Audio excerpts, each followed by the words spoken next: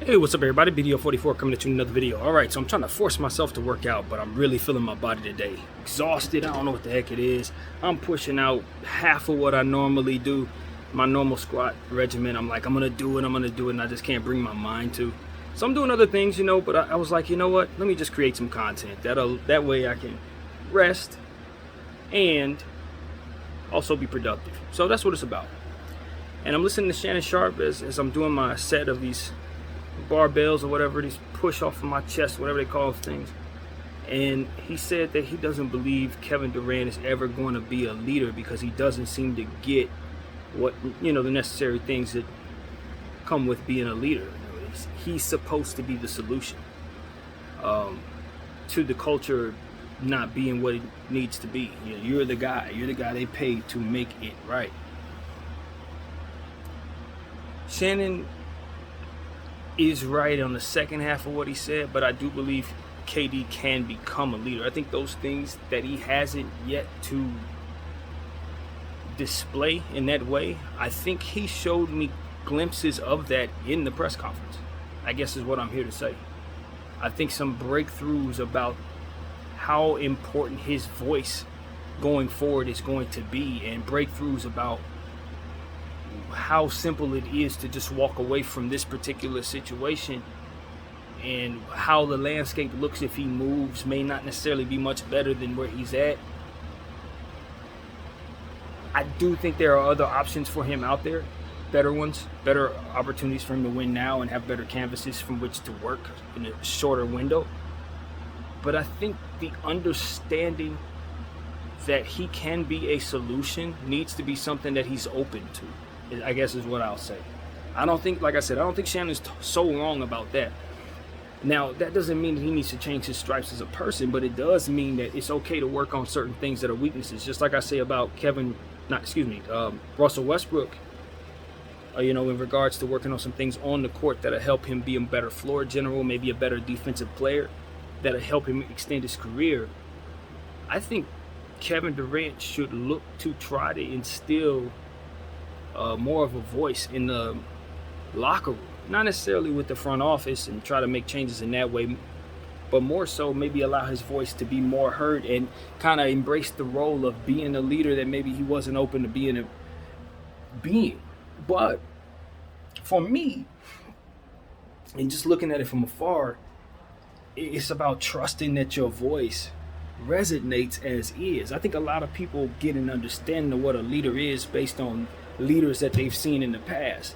You got to have a certain tone, or you got to have a certain way you carry yourself, or you got to just have a certain responsibility about how you carry yourself off the court and all these different things. But I think when it comes down to it, because I guess I'm a spiritual person who believes in God, I think people are exactly who God wants them to be. I think that you're exactly who you're supposed to be, and I think when you're given the type of talent that he has, you don't have to do anything extra. People gonna quiet down to hear your voice if you're speaking low when you're that great. You see what I'm saying? It's like, I think maybe he didn't embrace, and this is just my point of view, maybe he didn't embrace the leadership aspects of it because maybe he thought he needed to be a certain way, and guys may not have taken to it. But at this point, this far into the game, he has so much to offer that I think whatever leadership,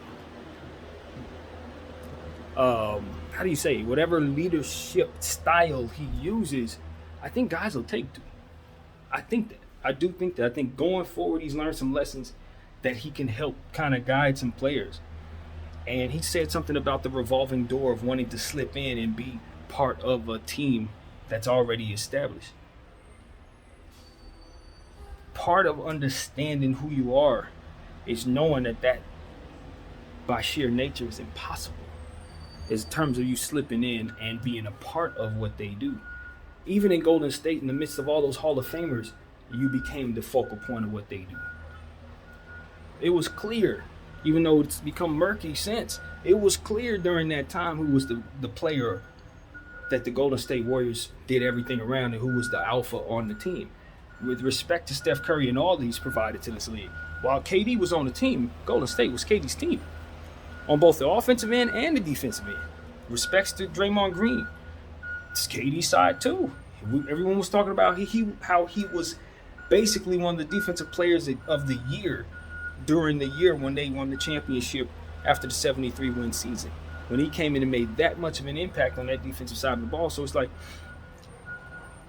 leadership wasn't necessary there as it pertains to those personalities and the people, the culture and all of that. It was firmly established when he arrived.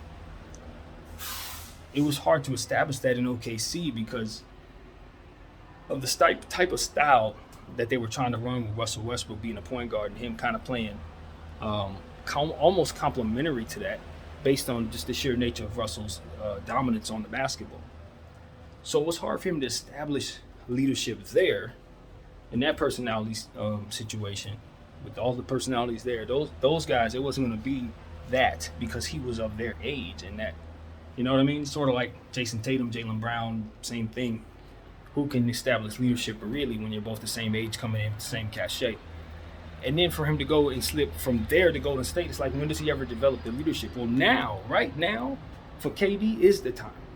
The first time in his career where he's legitimately being looked at as, okay, you're the guy who's supposed to lead us and we're not on your level, so you need to just establish the culture yourself and we'll follow that lead. And I don't think he was quite ready to, I don't think he had ever been in a position where that was even the case. I don't think he ever really looked at it that way until now.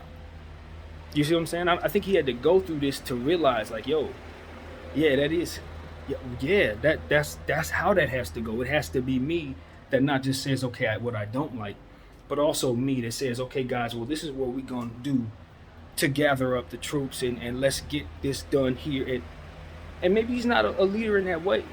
But like I said, the style that he will use, I think guys will take to because of who he is at this point. So it's like, you're the guy, man. Now's the time. If you have a vision for basketball or whatever, I guess that's what you need to take back to Sean Marks and help them understand what's necessary so that you don't have the desire to get up out of there no more. But thinking that you're going to find greener pastures just because that situation isn't great, I think we've learned may not be the best path for Kevin Durant with his contract being as it is. Once he gets traded this next time, it may be even more difficult to trade. And as he gets older, injury may be a possibility or something like that. He may find himself stuck. At least in this situation, though he appears stuck, he has superstar demand, cachet. He can still get things brought to him. He's still in New York. And if he, depending on how things go, he may end up in Sacramento or some type of situation that he's not signed up for, Indiana or something. He doesn't know what the future holds. Once you start the domino effect of being traded with a contract like that. You saw what happened to Russell Westbrook. He ended up in Washington, LA, Houston. It's all over the place. It's probably just best for KD particularly to just try to establish the culture just like Bron is doing here. And I think he's doing that. I think KD understands that, but I think this is almost like day one of him understanding that. Because even in coming to the Brooklyn Nets, we all understand he was coming here to establish a super team, right? Not necessarily to establish a culture, but to just be a part of something super conglomerate that can continue to win. But that's not what the Nets were able to build based on what it is that they have. That's not realistic, I guess, from what they've got going on from here. But what they do have is Kyrie Irving, who, is somebody that's still one of the most talented players in the world, who they very well could keep. I think at this point he's about ready to sign a contract, to get locked up, as he was saying. He just wants to put everything behind him, the money he was trying to get. He did turn down, and we were all saying that, it was a heck of a stance that he was taking. It was going to be a very expensive one. And history would be kind to him, but as it pertains to his wallet in the short term, no. And so this is him living through the after of that. Yeah, the him who was in that situation made a decision, but the him who's living right now has to live with the consequences of it. And those are two very different people, unfortunately, as based on how things go. So this is how it is. You just gotta live with the consequences of your actions and hopefully get the grace from those who are in position to give it to you. And I think that's why he's in a space where it's like, all right, let's go back to Brooklyn. Let's see what's up. I opted in. I'm open to whatever's next. But looking at the Brooklyn Nets situation, it's all about, at the end of the day, Kevin Durant. It's Kevin Durant's call. I think even though he says it's not his call, It is. It is definitely his call, and he's gonna have to make a decision on it, how he wants things done. And I think he understands that. I guess is what I'm here to bring to you. I think that part is very clear. So, you know, I don't think this is a point for me to make a prediction, because based on everything that's been revealed, there's still a lot of stuff that I haven't sorted through that would help mold the opinion that I should now have with new information and new tea leaves. Stuff hasn't been sorted out. But what I can say is the Brooklyn Nets appear to be ready to play the entire season out with what they have. That's what they appear to be ready for. And so whether or not they actually go all the way with that process with Kyrie Irving's free agency looming, I don't know, because it's a risk for both sides to let the season play itself out. It's a risk. It's a risk that they can get to the finish line and Kyrie Irving leaves for a different opportunity, and they get nothing for him, or have to try to settle for some type of sign and trade that they're not prepared for, or prepared for that, obviously, or they'll sign him to whatever contract will take care of the situation. But they have to make a decision on that. And with KD, though appearing to be on board, also appearing to not necessarily say that everything that he was concerned with is settled yet, I think it's just kind of a let's get started and wait and see. And then under those circumstances, you just can't see Joe Tsai necessarily forking over $100+ million to a piece that's going to be the number 2 in that situation, when the number 1 is iffy. Now, you do take into account what's best for Ben Simmons, of course. And judging by everything I've heard, he's good to go, but you still have to see him to know where to place him. Is he coming back the same guy? Is he going to still have some of those same issues? Is he going to be better or worse? How's the back? How's the mind? So those questions have to be answered to know exactly where he's at. Do I still look at him as a Ben Simmons who can be a top 10 player? I don't know that. I don't have any evidence to know where to hang my hat on in regards to that. Just got to wait and see. So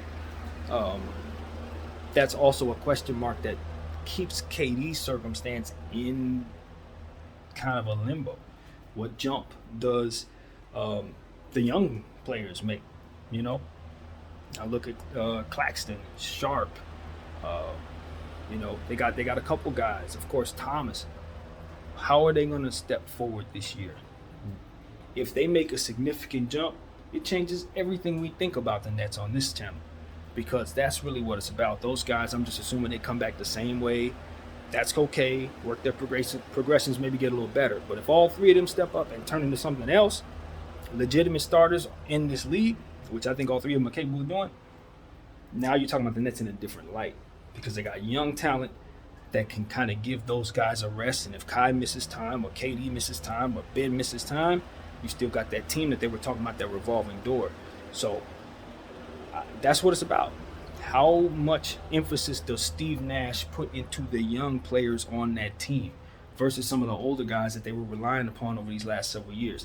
If he puts more of an emphasis on those 3 particular players, who I think are very talented young Nets, make them their best selves and get them worked into a real role, all 3 for sure, above 20 minutes a game. If that's going on and they're playing well within those roles, my position on everything Nets shifts a bit, because then I don't look at them as a team with no hope, because they don't need a whole lot. They just need those role players to be good, really good, so that they can get that rest and have those guys be healthy enough in the playoffs. Then after that, they just have to answer those questions.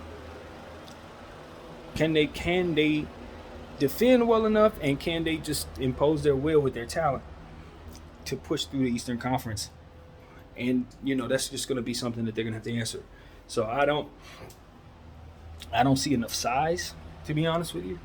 I don't see that. But hey, when you got the talent that these guys have, maybe you can just run the score up. As long as you have enough rebounders, enough guys who can just hit open shots, maybe it's just about running the score up. But I just think more realistically, they're going to be getting so many young, tall, lengthy bodies thrown at them, and you got so many of these dudes that are coming into this league that are big body. You know, you're going to want Ben Simmons to be 100% healthy so that he can guard these guys. Because without him being able to guard those guys, it's going to be just on Claxton, basically. They really don't have the personnel. So a lot of people are going to be saying a lot of good things about Royce O'Neal. I killed the acquisition, but we're going to give him a shot, see what happens. You know what I mean? If he can be that lockdown defender for the team that they're looking for, then it could be a huge boost. Here's the deal. KD said he liked the moves that they made. I'm trying to warm up to those moves. I personally did not like those moves at all. I hated all of them, basically, to be real. I did not like them. But I am not the greatest basketball mind in the world. I just use the logic that I have. I don't know. Who am I, right? If KD says he likes the pieces, then damn it, that's what it is. But me, honestly, no. Because I look at some of the moves that they made, and I just say you pulled yourself, your assets in a downward way. You pulled downward rather than going upward with your assets. Patty Mills, I didn't like the contract. I just don't, we've talked about it. I don't want to give bad energy, but I just didn't love the contract. I'm looking at other situations as well. Of course, the Royce O'Neal giving up a first-round pick. You guys know what I think about giving up a first-round pick, especially this upcoming draft. I think that's crazy. That's crazy. And the thing that bothers me, and I've said this before, but it's worth saying, is Victor Wembanyama is going to be a part of next year's draft. Of course, everybody wants to be a part of that draft, and they gave away that pick for a role player that they're going to use. Somebody who could probably help him, but if for some reason Kyrie Irving misses games, if for some reason KD goes down, you do understand that you're one Ben Simmons injury away from actually being one of those teams who could actually acquire Victor Wembanyama. And you gave away the pick that could actually acquire the man. If all things go wrong, and I've seen it happen before in my lifetime in San Antonio, when David Robinson went down, I've referenced it a million times on the channel. When he went down, they were able to shift to tank mode, and they actually landed Tim Duncan, the greatest power forward the game has ever seen, if you ask me. Respect to LeBron James, Kevin McHale. I don't look at Bron as a 4. That's the guy.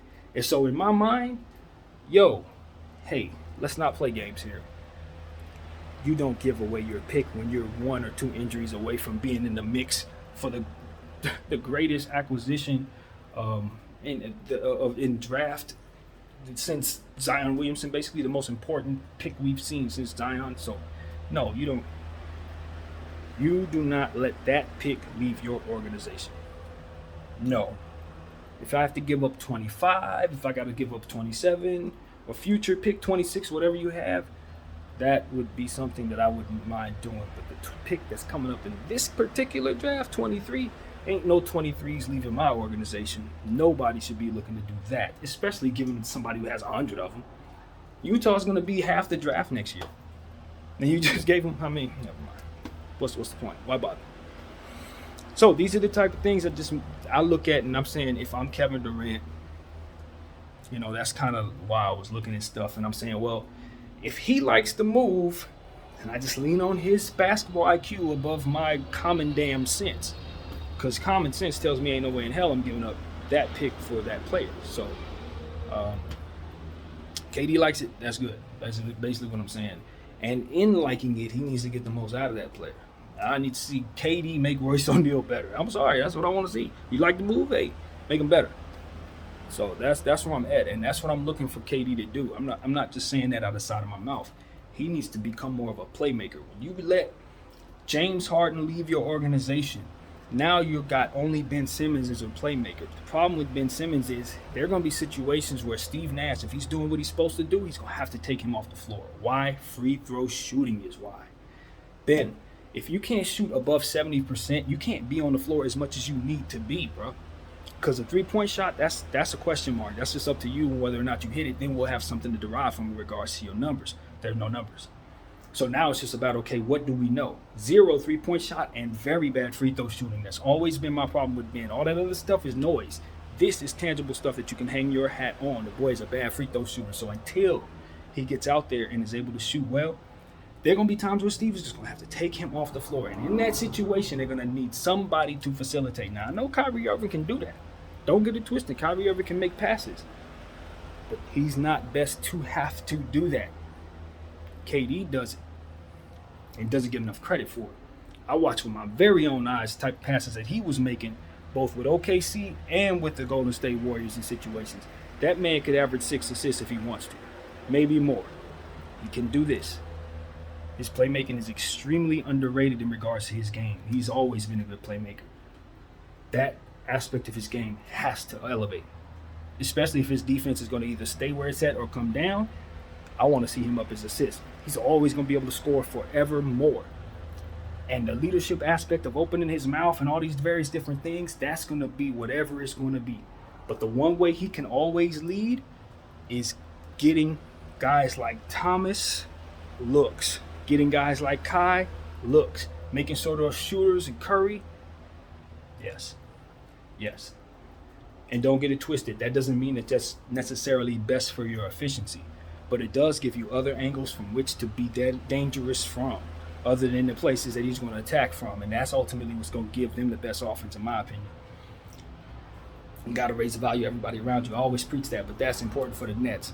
So, yeah, that's what it is. You got to get those guys the ball. Get them the ball, and hopefully they exceed my expectations and play a lot better than I'm expecting them to at the prices that they're at.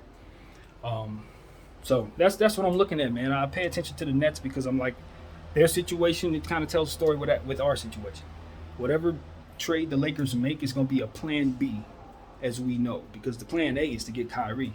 But that situation looks like they're trying to settle into carrying it out all the way to the end of the season and then risking it. That's what it looks like they have planned.